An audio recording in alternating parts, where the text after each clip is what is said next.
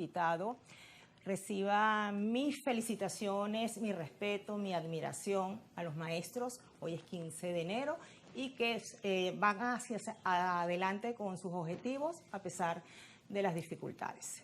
Dicho esto, presentamos a José Antonio Gil Yepes. Él es director de Data Análisis y también profesor universitario de la Universidad Metropolitana, que me lo acaba de decir, sí. Sociólogo además. Sí.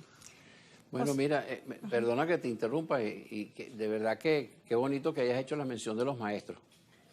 Y habiendo sido profesor y siendo profesor, le hago un llamado a los venezolanos a que caigamos en cuenta de que Venezuela no paga el conocimiento, Venezuela no paga sus maestros, Venezuela no paga sus profesores. Si tú haces una comparación de los automóviles que hay en las universidades, en cualquier universidad, los automóviles de los profesores son de mucho más antigüedad y de mucho menor calidad que los carros de los alumnos, que son hijos de los que pueden pagar la universidad, en el caso de las que son pagas además. De verdad que es una reflexión que tiene que hacerse Venezuela muy a fondo. Hay que respetar el conocimiento, no hay que descalificar al teórico como teórico, porque todo se va a manejar como vaya viniendo, vamos viendo. Eso no puede ser, eso es un atentado contra nosotros mismos. Sí. José Antonio, quiero comenzar con lo siguiente. Tú eres sociólogo y yo quiero tu análisis del comportamiento de la sociedad, de los patrones que se tienen, si se han mantenido, si han surgido otros a raíz de los últimos acontecimientos políticos, tanto del año pasado como los que han transcurrido en estos pocos días del año 2025. Mira, nosotros tenemos, y se está repitiendo, nosotros tenemos siglos, por lo menos 5 que haya escrito la historia, manejándonos verticalmente. En donde esto es una sociedad que fue fundada por el Estado. No fue la sociedad que fundó al Estado, sino al revés, el Estado fundó la sociedad. Entonces aquí vino las huestes del rey de España y crearon toda una organización social. Y eso es lo que pasa en la mayoría de los países del mundo. Los países que fueron creados así, de arriba para abajo, coinciden con los países que son más pobres en el mundo y que tienen más dificultades y más inestabilidad política. O sea, Latinoamérica, África, por supuesto. Etcétera. Tanto por sus propios caciques y sus propios reyes, como por los órdenes coloniales que penetraron en América y que penetraron en África. Una fórmula completamente diferente es la fórmula de los Estados Unidos, es la fórmula de Australia, es la fórmula de Nueva Zelanda, en la cual esas sociedades eran escapados porque eran perseguidos religiosa y políticamente por sus respectivos reyes. Y entonces estos señores, los pilgrims norteamericanos, etcétera, lo estaban buscando en un alivio para poder practicar su religión y poder vivir en paz sin ser perseguidos políticos, por razones inclusive hasta religiosas. Estás hablando de Inglaterra, ¿no? Que eran los Estoy hablando de los perseguidos de Inglaterra. Entonces, ellos formaron una sociedad que nació de abajo para arriba y nosotros nacimos de arriba para abajo. Y estamos empeñados. Ahora, la traducción y respuesta a tu pregunta es que estamos empeñados en pensar y en plantear que esto se resuelve cuando cambie lo de arriba.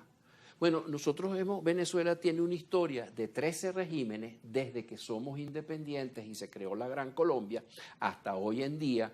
El régimen de la Revolución Restauradora, la oligarquía conservadora, la oligarquía liberal, el perejimenismo, el Pacto de Punto Fijo, ahora llamado Cuarta República, etcétera, y esta república. Nosotros tenemos una trayectoria de 13 cambios, en donde siempre se ha planteado, si esto cambia, nosotros vamos a estar mejor. ¿Y cuándo vamos a estar mejor? No va a estar mejor porque cambia el de arriba. El que tiene que cambiar es uno. Y tiene que empezar a ver cómo llenar todos los espacios. No decimos que hay muchos espacios vacíos, no decimos que hay muchas cosas que no funcionan, no decimos que hay muchas cosas que hay por hacer. Bueno, hágala. hágala, empiece a organizarse, a hacerla, véase. Y para eso el empresariado tiene unos ejemplos bellísimos, como que te contaba con el que produce la seda en Mérida, antes de entrar en el programa, etcétera. Pero entonces nosotros tenemos que ir creando no solamente el llenar el espacio que podamos copar directamente, y en los emprendimientos se ve muy claramente eso, sino que a su vez eso hay que complementarlo con las alianzas horizontales que tenemos que tener en ese anillo que podemos llamar la cadena sectorial, en donde están tus proveedores de materias primas, tus proveedores tus distribuidores, los proveedores de tecnología, los entes del Estado reguladores, con los cuales hay que tener las mejores relaciones posibles, con el que regula el sector. Para que el sector lo entienda, para que el regulador entienda al sector, perdón, y así sucesivamente. Y por otro lado, obviamente haciendo énfasis en cómo servir mejor a la gente a través del producto o servicio que usted produce. Sí, ¿quieres decir con todo esto que efectivamente los patrones sociales se han mantenido, pero para mal? Porque no hemos visto avances, y no me estoy refiriendo solamente a un sector en específico o refiriéndonos nada más al sector político, porque esto desencadena en el sector social, en el económico, como lo acabas de decir. Los sindicatos. Los sindicatos, bueno, es que son muchos sectores que hacemos vida en la sociedad, de allí que te preguntaba tu mirada sociológica de lo que estamos viendo. Y refiriéndonos a lo que es el llamado doble discurso, discurso paralelo, empleado por quienes aspiran al poder, por quienes se mantienen en el poder. ¿Eso cuán daño ha hecho o no ha hecho daño? Bueno, vamos a responderlo viendo hacia adelante. Usted, después de una decepción, ¿usted quiere que la gente vote? Entonces, deje de hablar, de poner tanto énfasis en descalificar al que está en el poder y entrando fundamentalmente en un juego de poder, en quítate tú para ponerme yo, y empieza a hablarle a la gente de lo que hemos tenido que ir hablando desde hace muchas décadas, de cuáles son sus problemas y cuáles son las soluciones, las mejores soluciones que puede proponer un partido u otro para esos problemas. Ahí es donde está la clave del rescate de la motivación por el voto para lo que vamos a venir. Entonces, yo creo que ese discurso de que este es malo y yo soy bueno, ese discurso de descalificaciones, y viene de vuelta, porque también es el que manda, dice lo mismo del que quiere mandar. Entonces, ese discurso, primero, no ha sido eficaz ni eficiente en producir un resultado para los venezolanos. Y segundo, no es lo que la gente quiere. La gente quiere soluciones.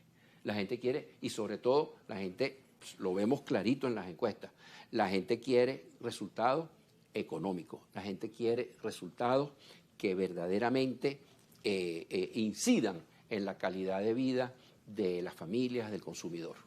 Es decir, al día de hoy y desde hace muchísimo tiempo, poder es igual ¿a qué? Porque no es igual a servir a la ciudadanía. O sea, el servicio público que debe tener un político no está a la vista, no se concreta, no se ve, sino es la aspiración a ocupar un alto cargo, que era lo que decías anteriormente, sí, que la relación vertical es desde arriba hacia abajo. Sí, y ahí es muy importante destacar el ejemplo de la mayoría de los países de Europa. Si bien el ejemplo de los Estados Unidos, de cómo la sociedad surgió de perseguidos políticos que tuvieron que organizarse desde abajo para arriba hasta llegar a consolidar un Estado. ¿Okay?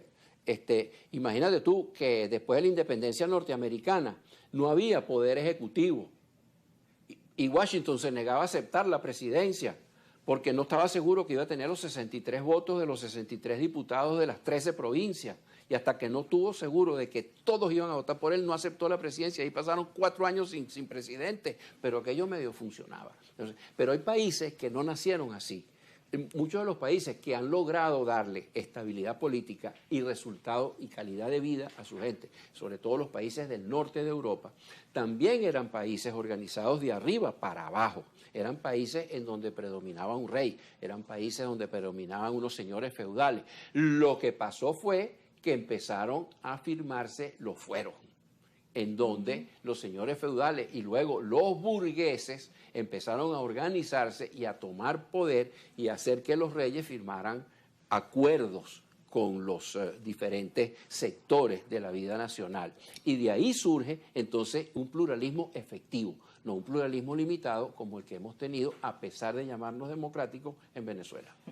Vamos a hacer una primera pausa aquí en Kikosis y regresamos con José Antonio Villepes, director de Data Análisis. Ya venimos.